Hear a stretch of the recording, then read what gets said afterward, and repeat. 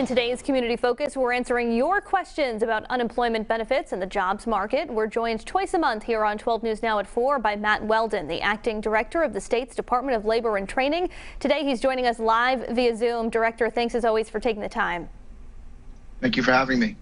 Well, today the headline is that the DLT call centers were closed due to some technical issues. Some people trying to call the unemployment insurance and temporary disability insurance call centers not able to get through today.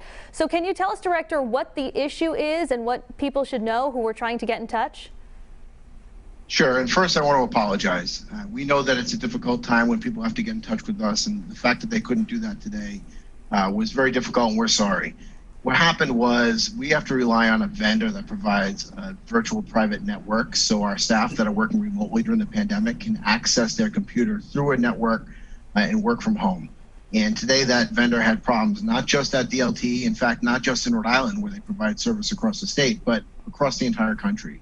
The Division of Information Technology at the Department of Administration has been working hard all day long to get it restored. We're told that the vendor has it under control and will be back up and running tomorrow. And I will put as many people as possible on the phones for the next 2 days to make up for the people that couldn't get through today. So if someone was trying to get through today, call back tomorrow is the advice that you have. Call tomorrow or Wednesday. We're going to have everyone on the phones and we'll help you as quickly as we can.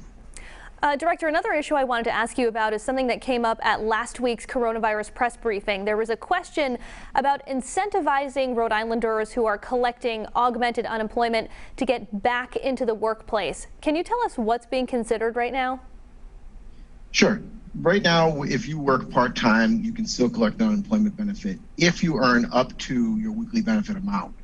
Once you earn that, the same amount that your benefit payment is or more, you can no longer collect unemployment. And that's proven to be quite the challenge. With the benefits being at the level that they're at, there is a thought among some that there is a deterrence from work. You know, I don't necessarily believe that, but we want to make sure we're giving every incentive that we can. So I'm working closely with the administration to be able to provide some kind of an incentive, which will probably look like somebody being able to earn more money, still collect their unemployment, and still qualify for that federal bump. We want people to get back to work as quickly as possible. We just want it to be safe as well. Would this be something that you could do locally with some bills at the State House, or would this require federal approval? No, this is something that Rhode Island law would have to be changed. Right now, we've already worked on some legislation. I'm working closely with the administration and with the General Assembly, and I would expect the next 2 weeks to see some movement. Last week, we reported that there were 15 people who were arrested and charged with defrauding unemployment insurance programs, including right here in Rhode Island. You've previously told us that roughly 43% of the state's 900,000 claims for jobless benefits in the past year were fraudulent. So is it a relief to see at least some of these alleged perpetrators being held accountable? I think it's a strong signal that the collaboration between DLT, the Attorney General, the state police, and federal law enforcement is working. DLT shares a lot of information with these law enforcement groups. We're trying very hard to crack down on unemployment insurance fraud. These individuals took abuse of the system in a way that really sets off anger inside of me. And I've said that before, because we need people to be able to get through our call center. We can't have all this fraud happening all the time. The Attorney General has done a great job. The state police have done a great job, and we're glad that they're moving forward with this.